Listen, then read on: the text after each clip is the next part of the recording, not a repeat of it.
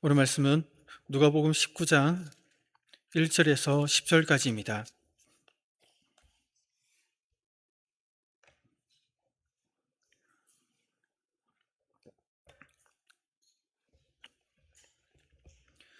누가복음 19장 1절에서 10절까지 교독하겠습니다. 제가 먼저 1절 읽겠습니다.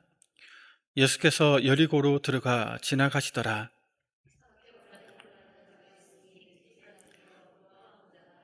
그가 예수께서 어떠한 사람인가 하여 보고자 하되 키가 작고 사람이 많아 할 수 없어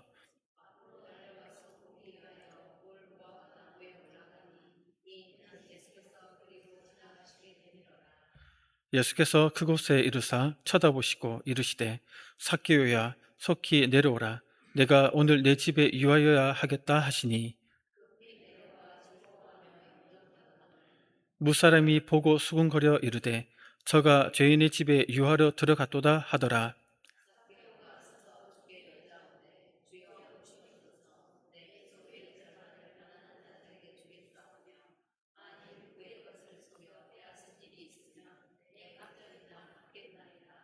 예수께서 이르시되 오늘 구원이 이 집에 이르렀으니 이 사람도 아브라함의 자손이미로다. 인자가 온 것은 잃어버린 자를 찾아 구원하러 함이라. 아멘. 오늘은 삭개오의 집에 임한 구원이라는 제목으로 함께 말씀을 살펴보겠습니다. 우리는 예수님의 마지막 순회 전도 사역을 살펴보고 있습니다. 그중 새롭게 시작하는 19장은 예수님께서 예루살렘에 입성을 하심으로 고난주간이 시작되기 직전 예수님의 마지막 순회전도 기간의 그 막바지에 있었던 사건을 다루고 있습니다. 본문 1절에 따르면 예수님은 여리고로 들어가 지나가시는 길이었습니다. 여기서 지리적 배경인 여리고는 앞선 본문에서 한번 언급되었던 장소입니다. 기억이 가물가물하시겠지만 우리는 예수님께서 여리고에 가까이 오실 때에 소경, 이름은 나와 있지 않지만 다른 그 병의 문단을 보면 바디메오가 구걸하고 있는 장면에서 여리고라는 지명을 우리가 보았습니다. 예수님은 소경 바디메오를 치유하고 구원하신 후에 이제 예루살렘으로 올라가시는 길에 여리고를 경유하여 지나가고 계셨습니다. 이때 여리고에서도 예수님은 세리장 삭개오를 만나 그를 구원하게 되시는 것이죠. 이런 본문의 사건은 사복음서 중에서 오직 누가복음에만 기록된 좀 특별한 사건이다 할 수 있습니다. 그래서 이 사건은 우리에게 중요한 메시지를 전해주고 있습니다. 삭개오의 구원 사건은 예수님의 예루살렘 여행의 핵심인 구원을 이렇게 요약할 뿐만 아니라 누가복음 전체 주제를 말해준다라고 할 수 있습니다. 예수님께서 지금까지 해오셨던 사역을 한마디로 말하면 누가복음의 이 주제에 따라 말하자면 잃은 자를 찾아 구원하는 삶이다라고 하시는 것이죠. 그래서 초기 공생애를 시작하셨을 때부터 이를 실천해 오셨는데 5장 32절에는 내가 의인을 부르러 온 것이 아니요 죄인을 불러 회개시키러 왔다라고 말씀을 선포하시면서 그런 삶을 사셨죠. 그래서 죄인들의 친구다라고 불릴 정도로 그들의 구원을 위해서 지금까지 달려오셨습니다. 우리가 잘 알고 있는 누가복음 15장에도 잃어버린 것에 대한 세 가지 비유가 나오는데 100마리 중에 한 마리를 잃어버린 그 양을 찾는 목자의 심정, 또 결혼할 때 받은 그 10개의 그 동전 가운데 한 개를 잃어버렸을 때 찾는 여인의 열심, 또 잃어버린 그 둘째 탕자를 찾는 또 아버지의 용서와 사랑을 통해서 잃어버린 자를 찾아 구원하는 예수님의 구원 사역이 무엇인지를 보여주고 그것을 반대했던 사람들에 대해서 변호하고 또 그런 구원의 축제에 불평하는 당시 종교 지도자들에게 그 구원의 잔치에 참여하도록 그렇게 권면하는 그런 내용들도 보여주셨습니다. 이런 이유 때문에 삭개오의 사건은 예수님의 구원 사역의 의미를 이렇게 요약적으로 가르쳐 준다라고 할 수 있습니다. 그래서 본문 10절에서는 삭개오의 사건 이후에 그 사건이 무엇을 의미하는지 예수님의 오신 목적과 함께 구원이 임했다라고 선포하십니다. 그래서 이 땅에 오신 목적을 10절에 보면 이렇게 얘기하는 것이죠. 인자가 온 것은 잃어버린 자를 찾아 구원하려 함이니라. 성도 여러분, 그렇다면 예수님께서 구원자로서 즉 그리스도로서 잃어버린 자를 어떻게 구원해 가실까요? 한 문장으로 정리해 보면 예수님은 조건 없이 잃어버린 자를 영접하여 잃어버린 자가 자연스럽게 그리스도를 영접하여 구원에 이르도록 이끄신다는 겁니다. 이를 위해 먼저 잃어버린 자의 마음속에 그리스도를 만나고자 하는 그러한 갈망이 있게 하십니다. 다시 말해 잃어버린 자는 그리스도에 대한 갈망을 품고 지낸다는 것이죠. 이런 잃어버린 자 삭개오가 구원을 받는 그 과정에서 잘 드러납니다. 삭개오는 예수님을 만나고자 하는 강한 어떤 갈망, 열망을 품고 있었습니다. 본문 3절에 보면 같이 한번 읽어볼까요? 본문 3절입니다. 시작. 그가 예수께서 키가 작고 사람이 많아 할 수 없어. 아멘. 뭐 좀 지나가는 말이지만 이 성경을 읽는 속도를 보니까 성격이 다 나오는 것 같습니다. 어떤 분은 급하게 읽고 어떤 천천히 읽고 하는데 성경 읽을 때 보니까 나오시는 것 같네요. 어쨌든 오늘 3절에 보니까 삭개오는 왜 예수님을 만나고자 이렇게 했을까요? 이를 알려면 삭개오가 어떤 사람인가 하는 것을 좀 살펴볼 필요가 있습니다. 보면 2절에서는 삭개오라는 인물에 대해 소개를 하는데 2절에 보니까 삭개오라는 이름하는 자가 있으니 세리장이요 부자다 이렇게 얘기합니다. 우선 이름을 소개하죠. 뭐 그가 뭐 이렇게 표현하지 않고 이름을 얘기합니다.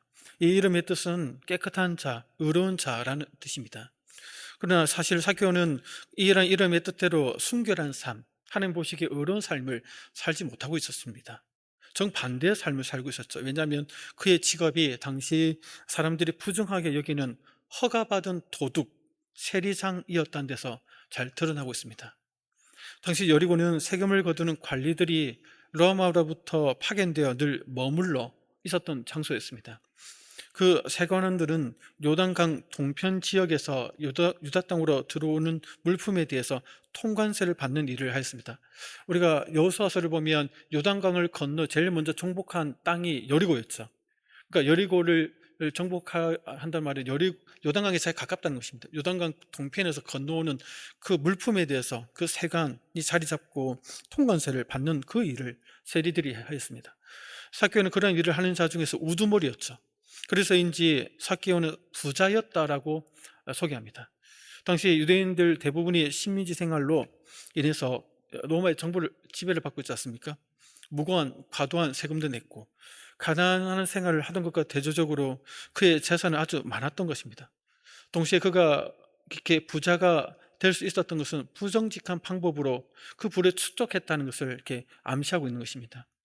당시 로마 제국의 힘을 등에 업고 자기들 멋대로 세금을 기준보다 더 높게 정해서 그들의 재산을 착취하는 그런 자들이었습니다.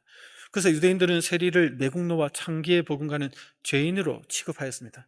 그런데 이와 같이 불의한 세리들을 통솔하는 지휘한 인물이 바로 삭개오였습니다.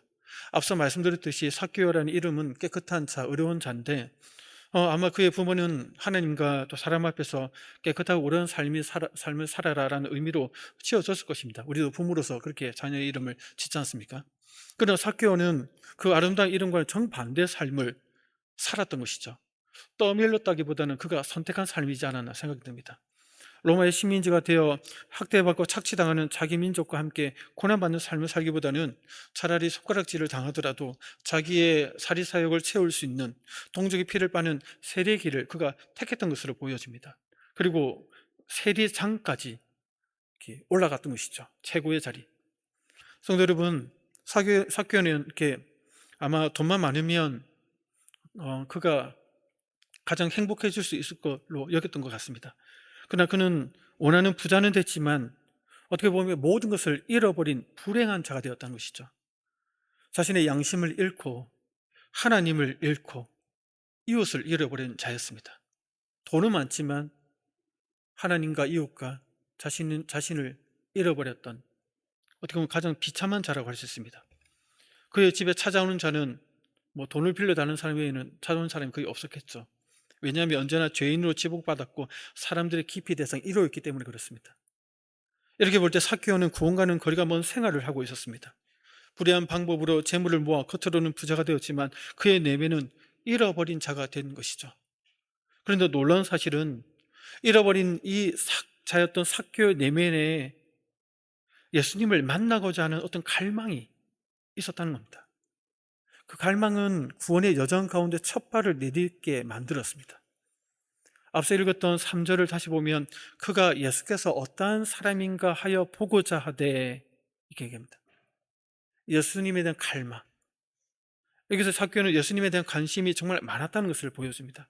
그가 보고자 하되라는 이 표현은 집요하게 찾았다는 의미입니다.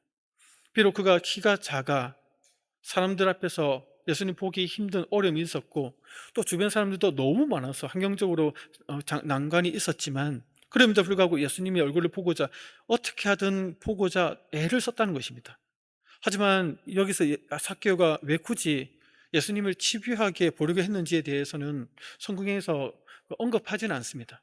그 이유를 단순히 소문에 듣던 예수님에 대한 호기심 때문에 그렇다라고 볼 수는 없다는 것이죠. 왜냐하면 단순히 호기심 때문이라면 굳이 그 세리장이, 그 부자가 그 나무 위에 올라갈 리가 없는 거죠. 그리고 예수님이 내려와 너희 집에 유하겠다 했을 때 즉각 내려와서 기뻐하며 예수님 맞이할 일도 없었겠죠. 삭개오는 자신을 경멸하는 다른 사람들과 달리 예수님께서는 죄인과 덜불어 친구가 되어주고 예수님 12제자 중에 마태, 레위라고도 하죠. 세리였죠. 그 세리를 제자로 삼았지 않습니까? 그 소식을 분명히 들었을 것입니다. 왜냐하면 이 시점이 예수님의 공생애가 이미 3년이 넘은 시점이었기 때문에 예수님의 그 소문이 파다하게 퍼졌기 때문에 어중한 얘기는 다 들었을 것입니다. 또 병을 고쳐주실 뿐만 아니라 죄를 사하는 권세도 있다고 들었기에 어떻게 해서든 예수님을 만남으로써 그 외롭고 수치스럽고 자신의 그런 상황에서 구원받고 싶은 열망이 있었던 것으로 보여집니다. 이런 사실은 예수님께서 어떠한 사람인가 하여 보고자 한다라는 그 표현에서 그의 내면을 우리가 엿볼 수 있다는 겁니다. 삭개오는 가까이에서 지나가고 있는 예수님을 보지 못하자 수많은 군중으로 인하여 접근하기 어려운 것과 또 자신의 키가 작음으로 인해서 사람들보다 앞질러 달려갑니다. 그리고 돌 무화과 나무에 올라서 예수님이 오기를 딱 기다린 것이죠. 여기까지 보면 삭개오는 잃어버린 자로서 구원자 예수님을 만나고자 하는 열망을 품고 있었음을 볼 수 있습니다. 그리고 그 열망이 예수님께로 나아가도록 이끌었다는 것이죠. 성도 여러분, 그렇다면 잃어버린 자에게 있는 이러한 그리스도를 만나고자 하는 열망과 의지는 어디서 오는 것일까요? 단지 자신의 신세를 한탄하면서 자연스럽게 나오는 인간의 어떤 고뇌의 산물일까요? 그렇지 않다는 겁니다. 하나님은 성령을 통하여 택함받은 자의 그 마음에 그러한 마음을 심어주신다는 것입니다. 삭개오의 마음에 그리스도를 만나고자 하는 그러한 열망을 하나님께서 택한 자의 마음인 이 삭개오의 마음속에 성령을 통하여 심어주셨다는 것입니다. 그래서 삭개오는 그 열망을 따라 그리스도를 만나기 위해 온갖 노력을 기울였다는 것이죠.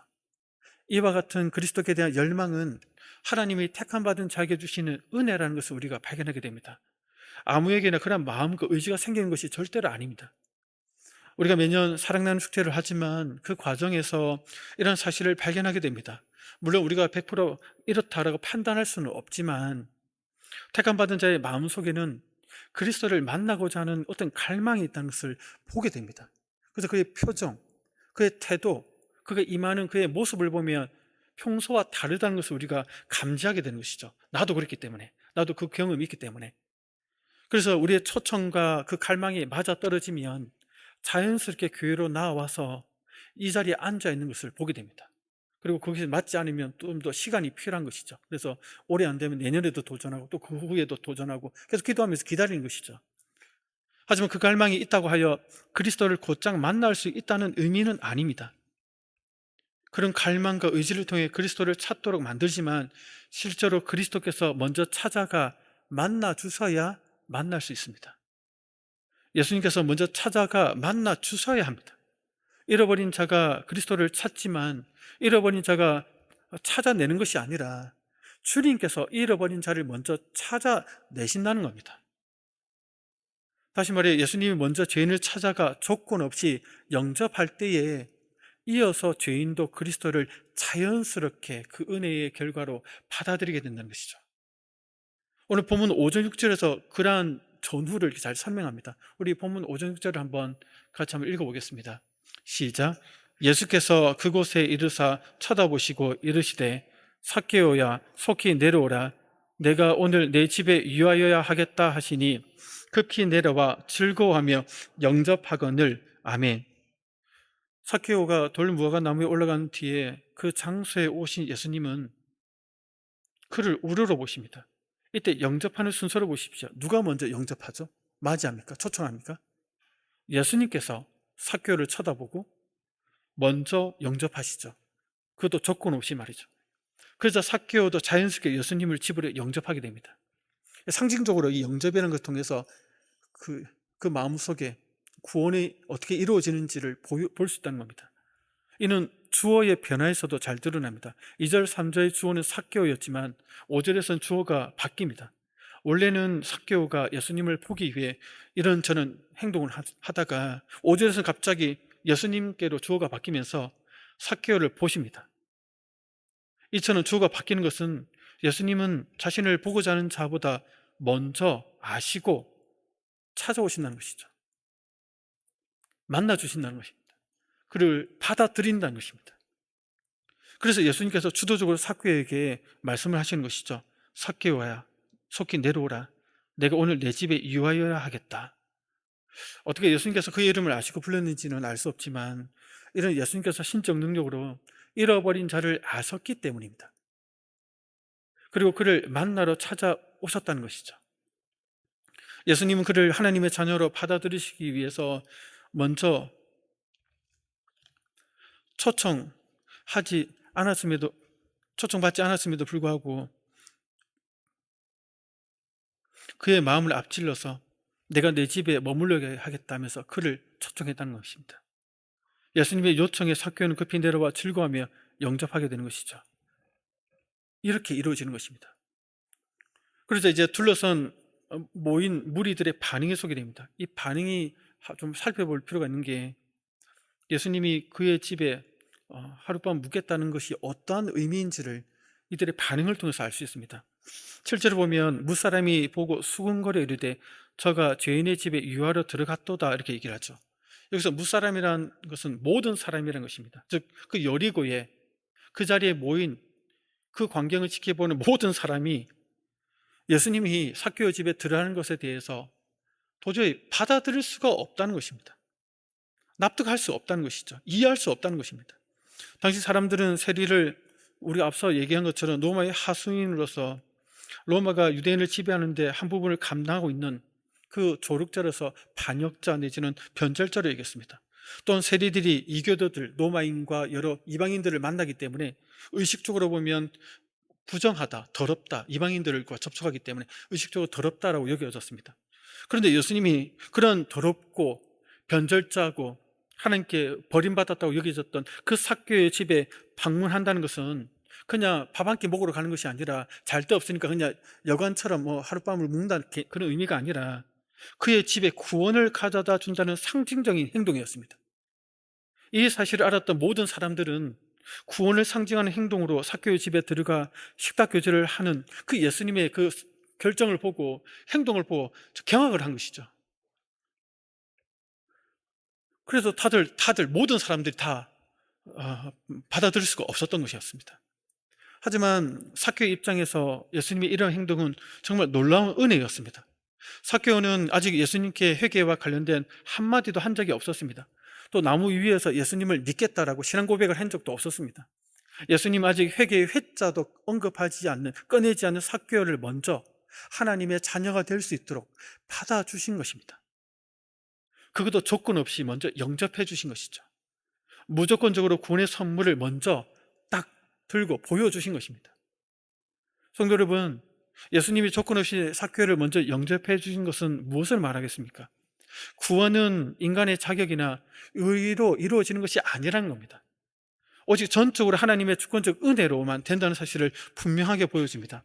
우리가 누가복음 15장 탕자의 비유에서 아직 준비되지 않은 채 탕자가 둘째가 돌아가면서 종이라도 돼야겠다, 더 이상 아들을 할 수 없으니 나는 그 품꾼 중에 한 종이라도 돼야겠다는 마음으로 돌아갈 때 그 아버지가 아들을 보자마자 그 크신 사랑으로 바로 용서해주고 받아들였지 않습니까? 그가 회개하기 전에 그가 뭔가 고백하기 전에 먼저 받아들였다는 것입니다. 하나님 아버지의 구원과 사랑이 예수님이 삭개오를 조건 없이 먼저 영접하신 사건에서 그러한 하나님의 그 사랑을 먼저 보여주고 있다는 것입니다. 성도 여러분, 사실 우리도 이러한 과정을 통해서 구원받았지 않습니까?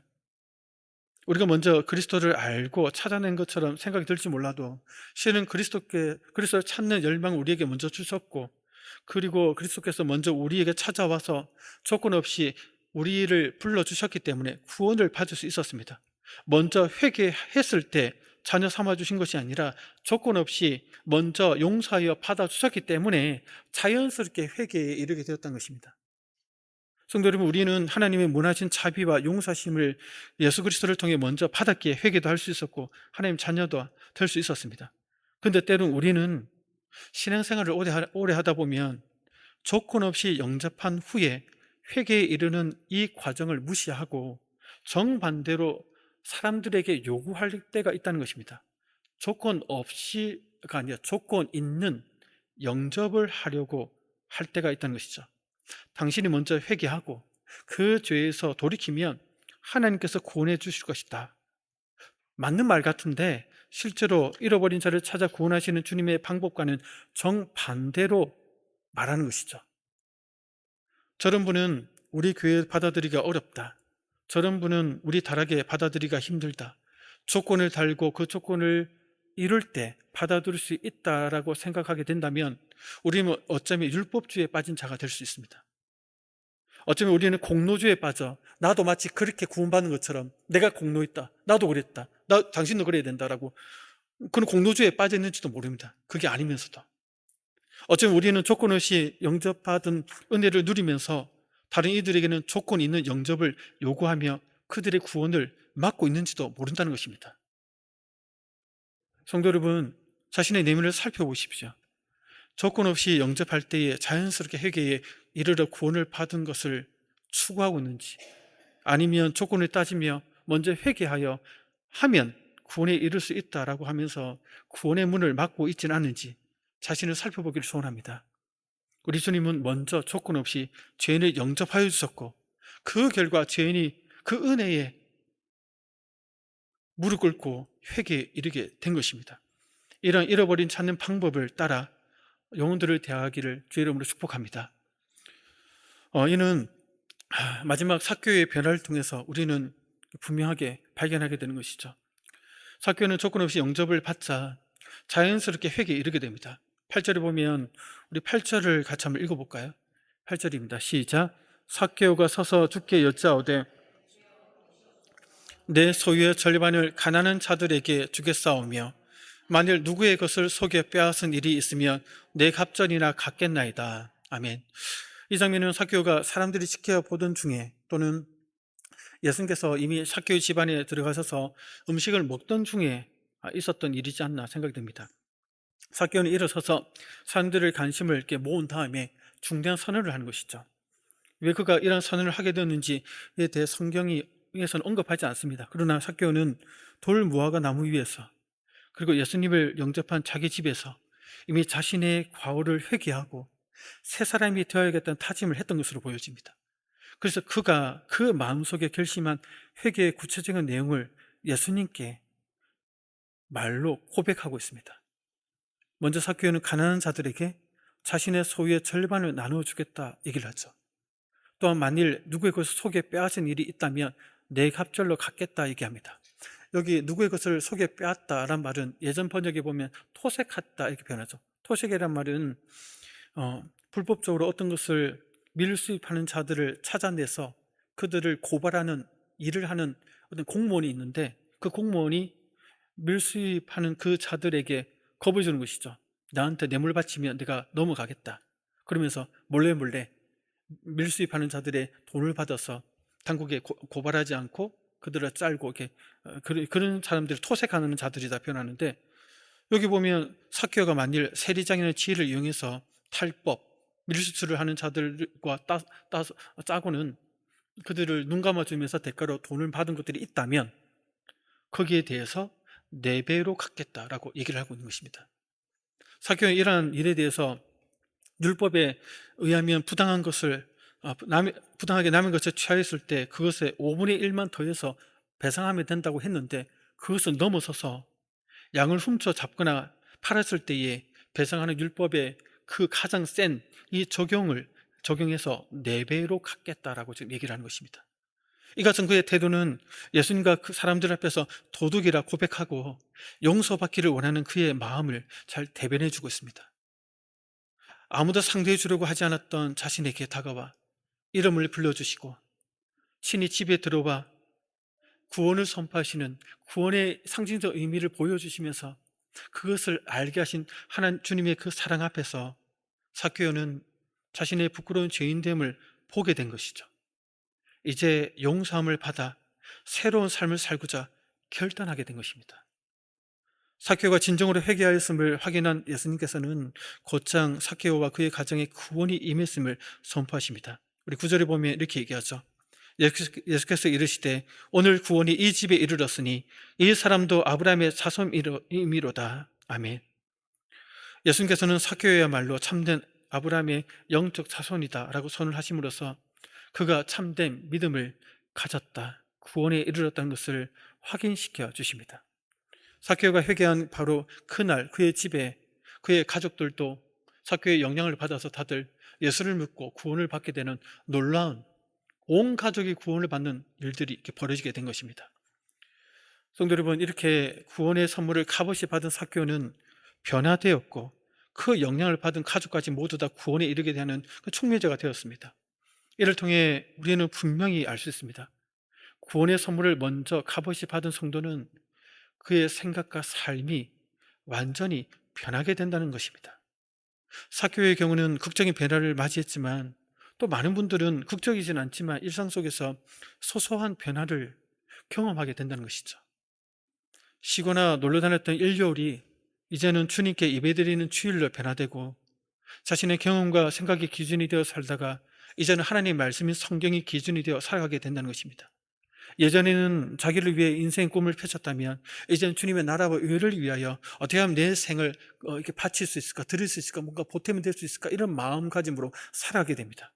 예전에는 싸나워서 사람들이 나를 가까이 하기 힘든 존재였는데 이제는 표정이 좀 부드러워져서 누구나 웃으며 지낼 수 있는 그런 온화한 성품으로 변화되는 그 변화가 있게 된다는 것입니다. 예전에는 돈이 없으면 하루도 살 수 없을 것 같아서 늘 불안했는데 이제는 그걸 지난 날로 뒤로 하고 주님이 없으면 난 이제 살 수 없다라는 그런 고백으로 변화된 자신을 발견하게 된다는 것입니다. 성도 여러분들은 은혜 가운데 구원을 받은 후에 어떤 변화의 과정을 경험하셨습니까? 그리고 지금도 그 변화를 경험하고 계십니까? 우리는 지난주까지 사랑하는 축제를 하였는데 교회로 나오기를 결단한 분들이 있다면 또 그분들이 예수님을 믿고 변화의 단계에 들어설 때에 곁에서 많은 격려와 기도를 성도 여러분들이 해주시길 소원합니다. 그리고 다락방 모임에서 은혜 받고 뭔가 내면에서 어떤 변화가 일어나는 분들이 있다면 나도 예전에 그랬다, 참으로 팍 염지 마시고요. 꼰대처럼 나도 그랬었다, 뭘 그런 거 가지고 그래, 뭐 이런 식으로 꼰대처럼 하지 마시고 정말 그 자그마한 그분이 은혜를 받고 뭔가 하나님을 향해서 변화가 막 일어나는 꿈틀꿈틀한 게 보이지 않습니까? 그게 보이면 정말 귀하게 여겨주시고 격려해 주시고 기도해 주시면서 그 변화의 물결이 그 한 사람을 통해서 그 파장이 다락방 전체에게 끼치고 그 한 다락방을 통해서 다른 다락방 전체에게 끼치는 이러한 은혜가 있기를 소원합니다. 그런 것들이 보인다면 꼰대처럼 나도 그랬다 이러면서 이렇게 마음을 꺾지 마시고 붙들어지고 기도해 주고 더 변화가 강화될 수 있도록 옆에서 기도해 줘서 그 변화의 물결이 모든 성도들에게 선하게 영향을 끼치는 통로가 되는 거기에 쓰임받는 우리 성도님 되시기를 축복합니다.